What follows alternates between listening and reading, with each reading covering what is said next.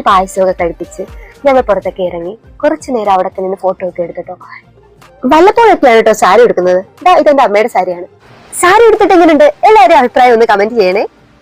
അങ്ങനെ അങ്ങോട്ടും ഇങ്ങോട്ടും ഫോട്ടോ എടുത്തും വീഡിയോസ് എടുത്തും കുറച്ചു നേരം അവിടെയൊക്കെ ചെലവഴിച്ചു.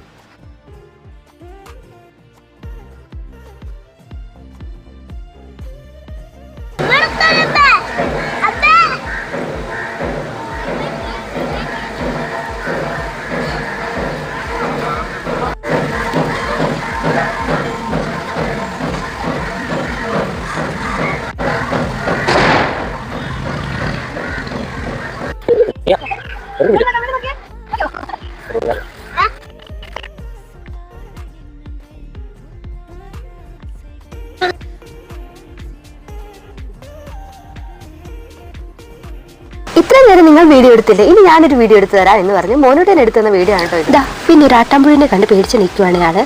വലിയ വലിയ സാധനങ്ങളൊന്നും പേടിയില്ല, കുഞ്ഞു കുഞ്ഞു സാധനങ്ങളെയാണ് പേടി, എന്നെ പോലെ.